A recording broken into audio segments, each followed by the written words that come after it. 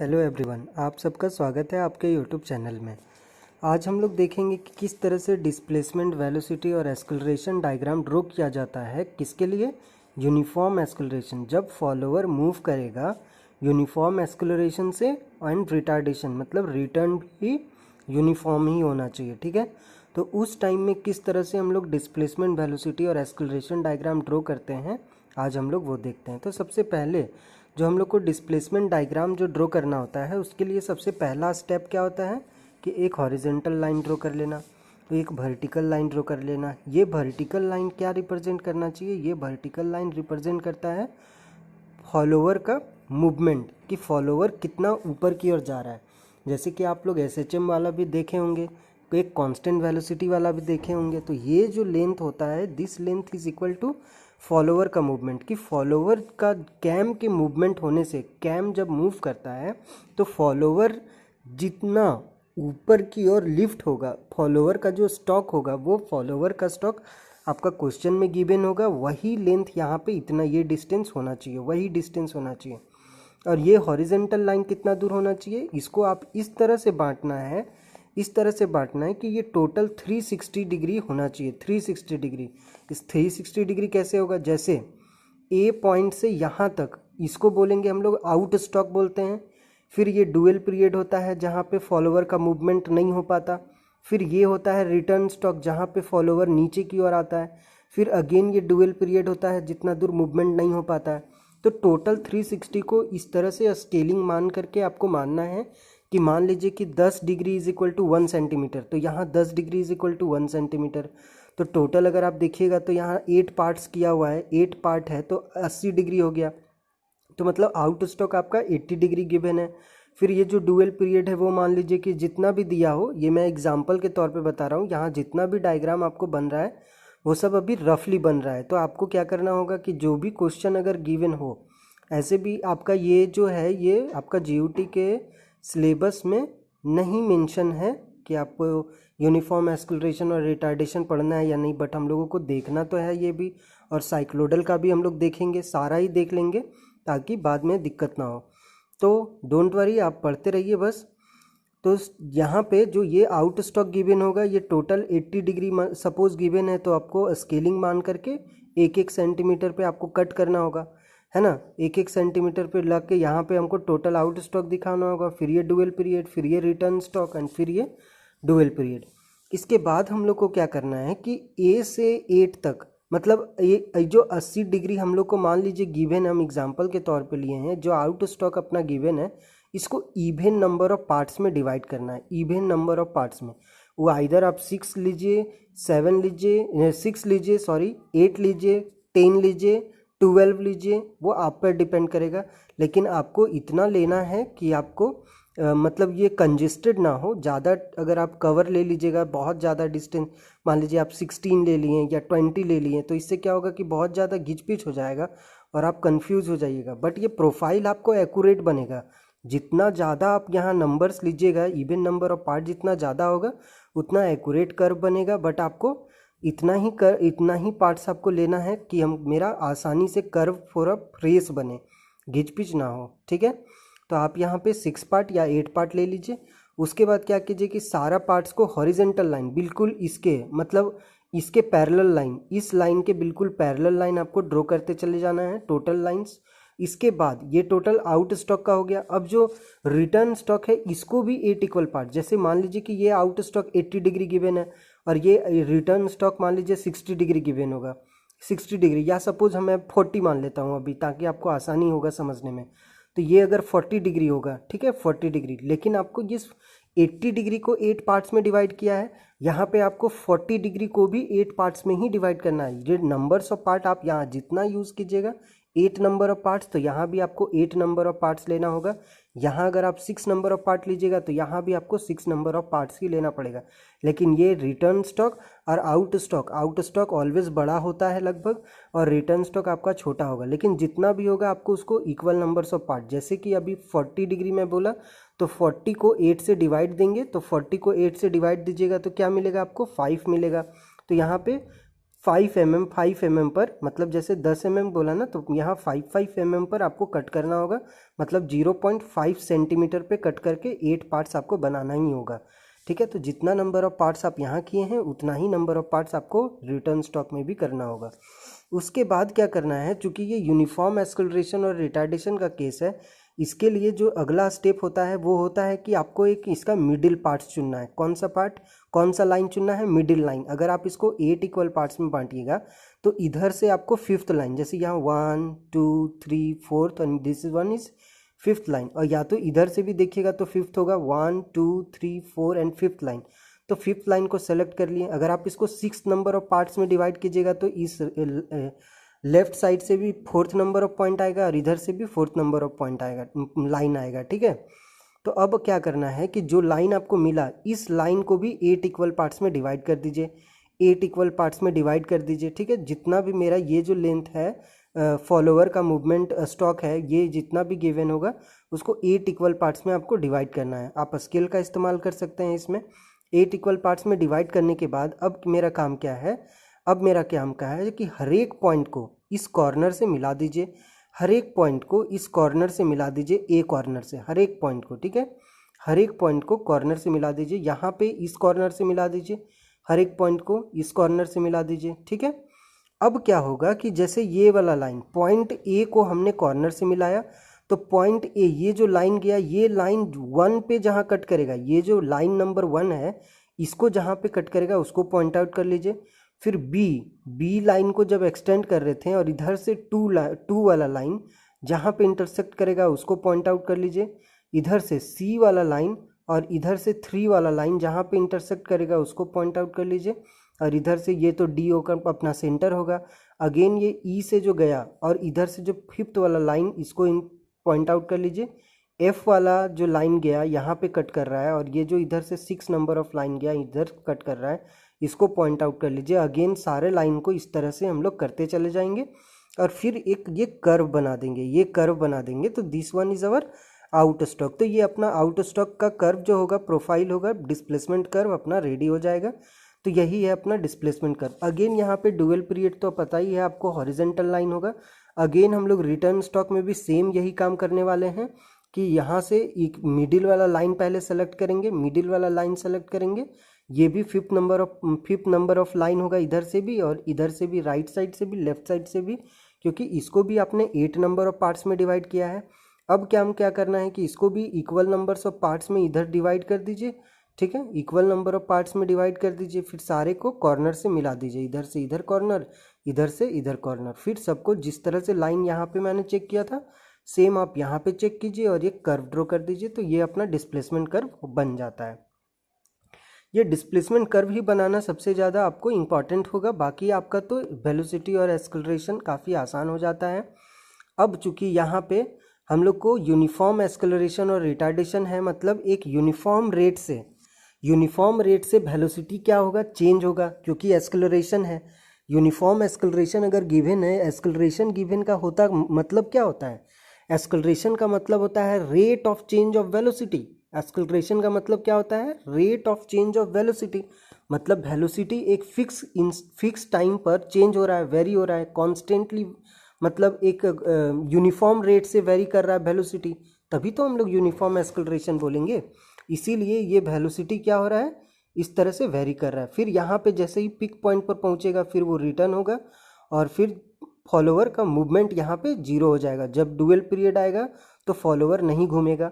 फिर जैसे ही वो रिटर्न होगा तो उसका वेलोसिटी का डायरेक्शन चेंज हो जाएगा। फिर एक सर्टेन टाइम पर पीक वेलोसिटी पहुंचेगा, फिर वो वेलोसिटी धीरे धीरे 0 हो जाएगा। फिर वो नॉर्मल हो जाएगा, फॉलो कैम के रोटेशन के हिसाब से नॉर्मल हो जाएगा, उसमें कोई भी मूवमेंट नहीं होगा। फिर वो डुअल पीरियड को अटेन करेगा। ठीक है, तो इसको बोलेंगे मैक्सिमम वेलोसिटी, और this one is return stroke का मैक्सिमम वेलोसिटी, ये आउट स्टॉक का मैक्सिमम वेलोसिटी। और दोनों जरूरी नहीं है कि सेम होगा, वो डिपेंड करेगा किस पर, आउट स्टॉक का कितना डिग्री आउट स्टॉक हो रहा है, कितना डिग्री रिटर्न स्टॉक हो रहा है, उस पर डिपेंड करेगा maximum out stroke velocity and maximum return stock velocity.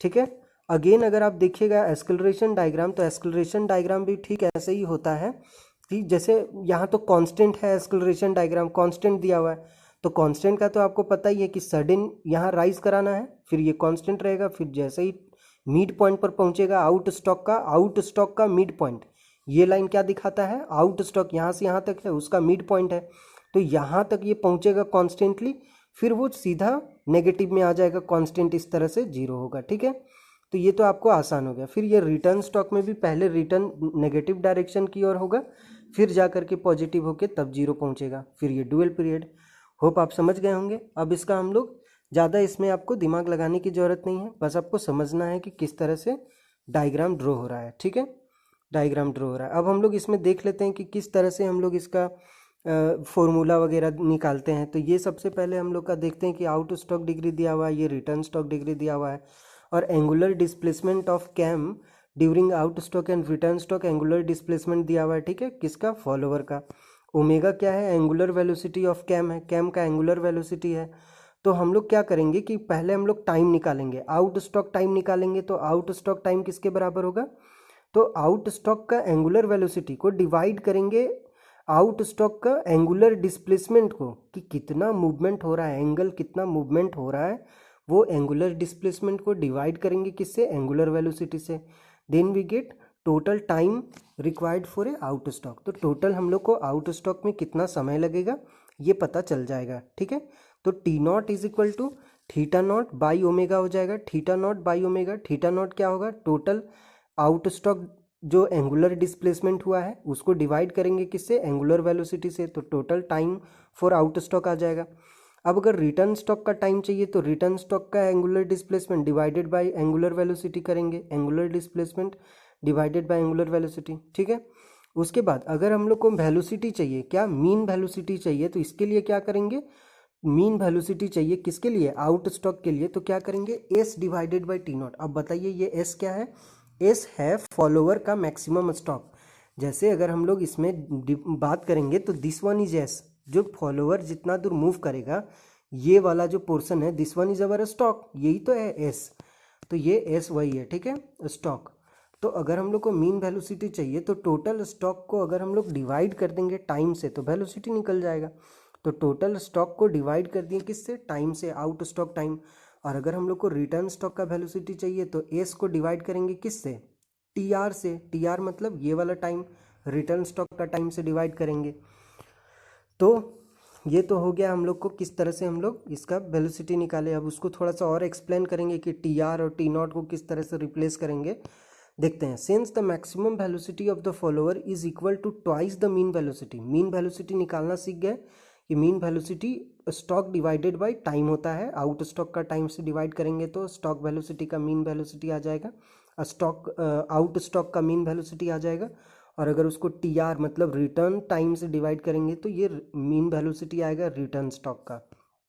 Okay, तो अब हम लोग का काम क्या है कि मैक्सिमम वेलोसिटी अगर हम लोग से पूछता है मैक्सिमम वेलोसिटी, तो मैक्सिमम वेलोसिटी किसके बराबर होता है, ट्वाइस ऑफ मीन वेलोसिटी। किसके बराबर होगा, twice of mean velocity, mean velocity का दोगुना होगा। ठीक है, मीन वेलोसिटी का दोगुना हो तो out stroke velocity is equal to क्या होगा, 2 टाइम्स ऑफ मीन वेलोसिटी। और मीन वेलोसिटी क्या था, S by T out stroke, यही था ना, 2, तो ये 2 टाइम्स मल्टीप्लाई करना है 2।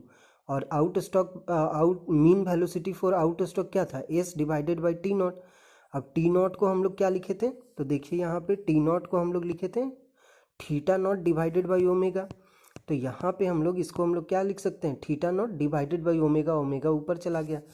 तो आउट स्टॉक का मैक्सिमम वेलोसिटी क्या आ जाएगा, 2 ओमेगा एस, एस मतलब stroke, divided by theta naught, 2 omega S divided by theta naught आएगा। ठीक है, सिमिलरली अगर हम लोग maximum velocity of follower during return stroke अगर हम लोग देखेंगे मैक्सिमम वेलोसिटी, तो 2 omega S divided by theta R. जैसे यहाँ बस थीटा नॉट को थीटा आर से रिप्लेस कर देंगे, बस यही काम है। अब हम लोग इसका एक्सेलरेशन देखते हैं। We see from the acceleration diagram that during the first half of the out stroke there is uniform acceleration. कि अगर हम लोग यूनिफॉर्म वेलोसिटी में देखेंगे एक्सेलरेशन डायग्राम अगर हम लोग देखेंगे तो क्या देखेंगे कि एक फर्स्ट हाफ में मैक्सिमम एक यूनिफॉर्म एक्सेलरेशन मिलेगा, फिर मिड पॉइंट पर जैसे ही पहुंचेंगे आउट स्टॉक का, ये आउट स्टॉक का मिड पॉइंट होगा, वैसे ही हम लोग को नेगेटिव डायरेक्शन में यूनिफॉर्म एक्सेलरेशन मिलेगा।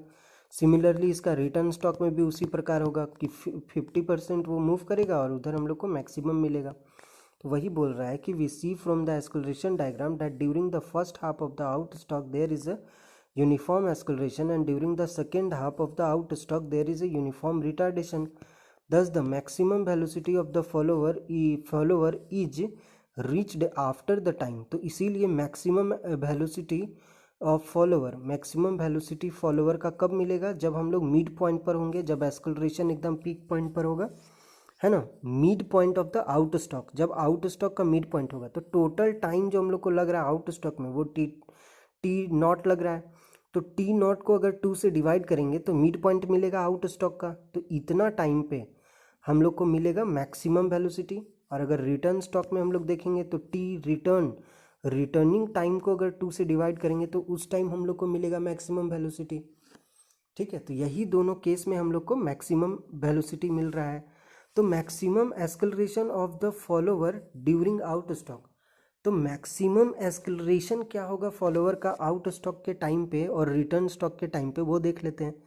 तो मैक्सिमम एक्सेलरेशन कितना होगा कि एक्सेलरेशन का फॉर्मूला ही होता है वेलोसिटी डिवाइडेड बाय टाइम।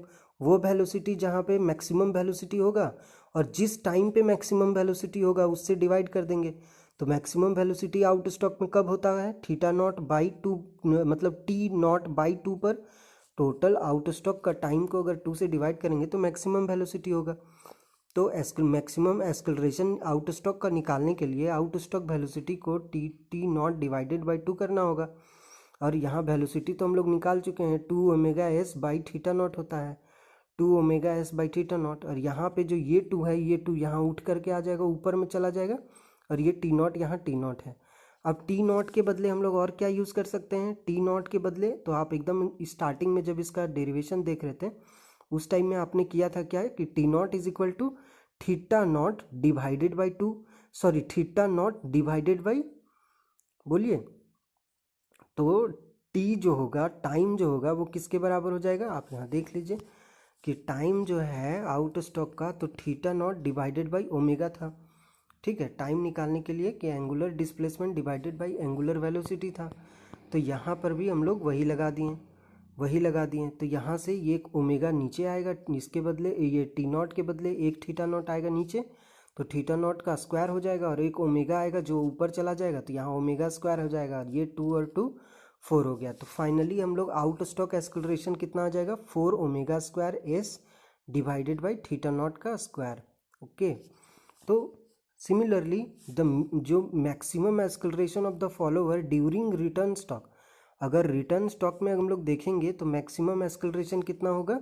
तो 4 omega square S divided by theta R का स्क्वायर। तो 4 omega square S divided by theta R का स्क्वायर। सिमिलरली इधर है 4 omega square S divided by theta naught को बस यहाँ थीटा आर कर दिया गया है रिटर्न स्टॉक के लिए, तो थीटा आर का स्क्वायर। ओके, तो आप वेलोसिटी और एक्सेलरेशन समझ गए हैं।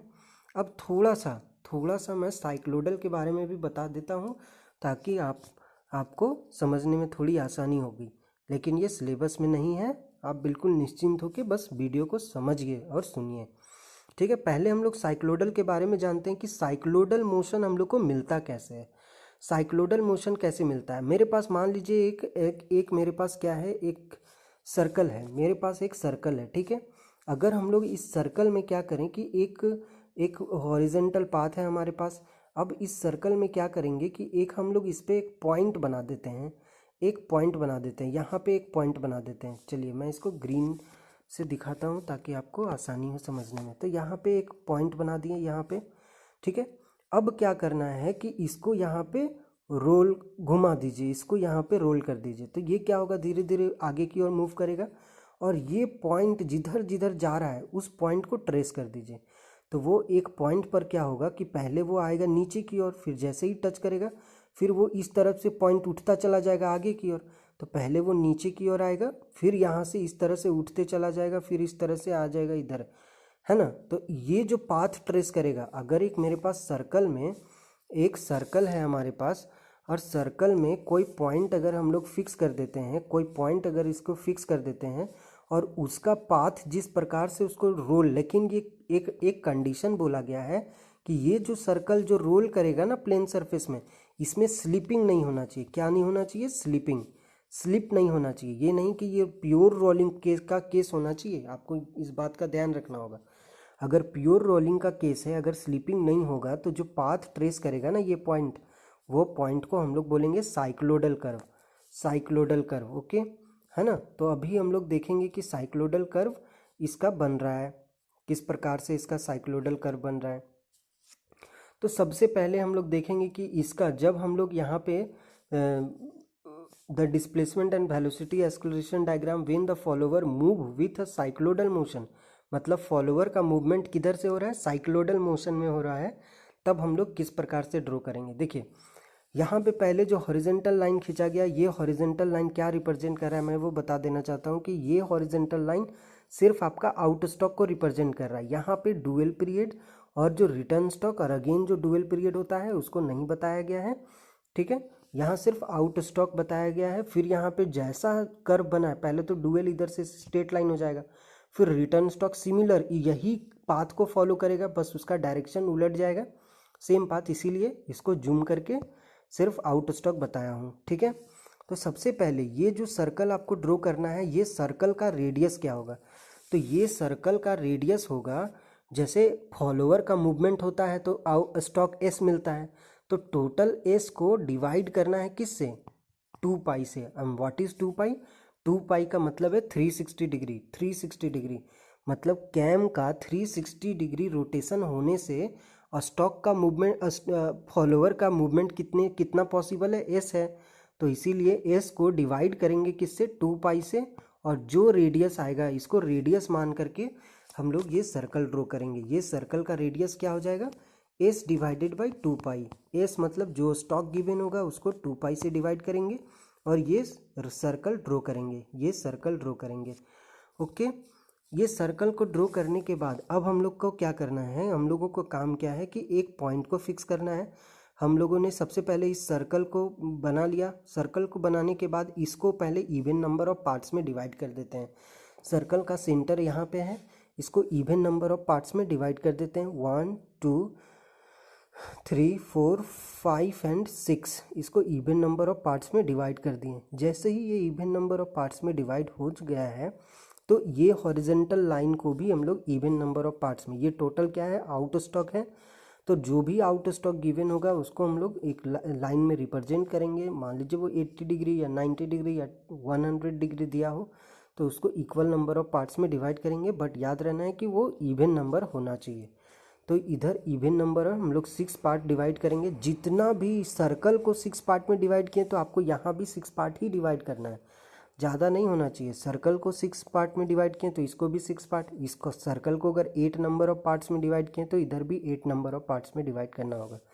ये जो टोटल है, ये लाइन क्या है? ये लाइन है आपका टोटल एस के इक्वल। किसके बराबर? एस। एस मतलब फॉलोअर का जो स्टॉक है वो स्टॉक के बराबर होगा ये लेंथ। उसके बाद यहाँ पे एक एक पॉइंट को फिक्स करना है। इस पॉइंट को हम फिक्स कर दिए, उसके बाद इसको रोल करा देंगे। जैसे ही इसको रोल कराएंगे तो देखेंगे कि ये पॉइंट का मूवमेंट आपको इस तरह से मिलेगा, ठीक है। अब ये आपको रोल नहीं करा करके देखना है, आपको काम क्या करना है कि आप सर्कल को जैसे 6 नंबर ऑफ पार्ट्स में डिवाइड किए हैं ना, तो क्या करेंगे हम लोग, क्या करेंगे कि सबसे पहले देखिए पॉइंट नंबर हो गया 1, तो 1 और 2 को एक हॉरिजेंटल लाइन से रिप्रेजेंट किए। फिर ये जो है 6 और 3 को एक हॉरिजेंटल लाइन से रिप्रेजेंट किए। 5 और 4 को एक हॉरिजेंटल लाइन से रिप्रेजेंट किए। उसके बाद यहाँ पे एक वर्टिकल लाइन ऐसे ड्रॉ किया हुआ है, this one is our vertical line. तो जैसे ही 1 और 2 को जब कनेक्ट कर रहे थे, तो एक भी वर्टिकल लाइन को एक पॉइंट पे कट कर रहा था। तो आप यहाँ देखिएगा कि जिस तरह से आप इसको 6 नंबर ऑफ पार्ट्स में डिवाइड किए हैं, तो ये भी आपका 6 नंबर ऑफ पार्ट्स में डिवाइड हो रखा है। आपको करना क्या है कि एक 1 पॉइंट को 2 पॉइंट से मिला दिए, 3 को इससे मिला दिए 6 से, 4 को 5 से। तो ये वर्टिकल लाइन को जहाँ जहाँ पे कट करेगा, या सबसे पहले ए पॉइंट को इस कॉर्नर से मिला देना है, बी के, ए से बी को आपको मिला देना है वो आपको। और जो इस पॉइंट पर कटेगा, मिड लाइन को जहाँ काटेगा, इसको पॉइंट आउट कर देना है 6 number of point, C number, इसका सी नाम दे दिया गया पॉइंट का, और इसको ध्यान में रखना है। उसके बाद करना क्या है कि ए से बी के पैरेलल में ही आपको इस पॉइंट से एक लाइन को ड्रॉ करना है। बट ये लाइन को ध्यान रखना है, ये लाइन आपका कहाँ कहाँ कट करेगा, एक इस पॉइंट, इस लाइन को कट करेगा, लाइन 1, और एक लाइन 2 को कट करेगा यहाँ पे, ठीक है। और एक इस पॉइंट से जो लाइन हम लोग ड्रॉ करेंगे, ये लाइन आपका जो सेंटर लाइन है, इसके बचा हुआ इधर जो 2 गो लाइन बचा हुआ है, इन दोनों को कट करेगा, एक डी पर और एक ई पर कट करेगा। तो यहाँ पे आपको 1 पॉइंट, 2 पॉइंट, 3 पॉइंट, 4, 5 और एक 6 पॉइंट आपको मिल जाएगा। बस इन 6 को आपको फ्री हैंड से मिला देना है, तो ये आपका डिस्प्लेसमेंट कर्व बन जाएगा। This is called our cycloidal curve, इसी को हम लोग साइक्लोडल कर्व बोलेंगे, ठीक है। तो ये आपका डिस्प्लेसमेंट डायग्राम बन जाएगा। इसका जो वेलोसिटी डायग्राम है वो आपको वेव के फॉर्म में मिलेगा। किस फॉर्म में मिलेगा? वेव के फॉर्म में मिलेगा, ठीक है। यहाँ पे एक वेव फॉर्मेशन होगा और आपको एक वेव के फॉर्म में मिलेगा इसका डिस्प्लेसमेंट डायग्राम। तो बस आप यहाँ डिस्प्लेसमेंट डायग्राम इस तरह से वेव के फॉर्म में ड्रॉ कर देना है। इसका मैक्सिमम कितना वेलोसिटी होगा वो आपको बता दूंगा। ये सिर्फ आउट स्टॉक के लिए है, और ये जो मैक्सिमम वेलोसिटी आपको जो मिलेगा वो कहाँ पे मिलेगा? टोटल आउट स्टॉक यहाँ से यहाँ तक है, तो टोटल आउट स्टॉक को डिवाइड बाय 2, तो ये आपको मैक्सिमम वेलोसिटी मिलेगा। और जब एक्सेलरेशन का बात करेंगे तो ये आपका साइन कर्व के फॉर्म में मिलेगा, साइन कर्व के फॉर्म में मिलेगा। साइक्लोडल के लिए साइन कर्व बनेगा एक्सेलरेशन, तो ये साइन कर्व आपको बना देना है। और इसका भी मैक्सिमम आपको कहाँ पे मिलेगा? साइन कर्व चूँकि ये है तो साइक्लोडल का यहाँ पे मैक्सिमम आपको मिलेगा। आउट स्टॉक टोटल यहाँ से यहाँ तक है, तो total out stock divided by 4 मिलेगा मैक्सिमम, ठीक है। यहाँ पे मैक्सिमम मिलेगा, और ये वाला भी आपको सिमिलर आपको मैक्सिमम ही रहेगा, और आउट स्टॉक डिवाइडेड बाई 4 होगा। क्या होगा? Out stock divided by 4, okay. अब हम लोग इसका आउट स्टॉक वेलोसिटी अगर देखेंगे तो जो इससे पहले जो वेलोसिटी हुआ था 2 omega S divided by theta not, similarly यहाँ भी वही होगा। जो मैक्सिमम आउट स्टॉक वेलोसिटी होगा वो 2 omega S divided by theta not, यहाँ भी आपका वही होगा। और वेलोसिटी जो रिटर्न स्टॉक का है ये भी कितना होगा? 2 omega S divided by theta R होगा। लेकिन इसका वेलोसिटी निकालने के लिए आपको sine curve, sine equation, differential equation का बहुत लंबा डेरिवेशन है, इसीलिए उसको स्किप कर लिया गया है, ठीक है।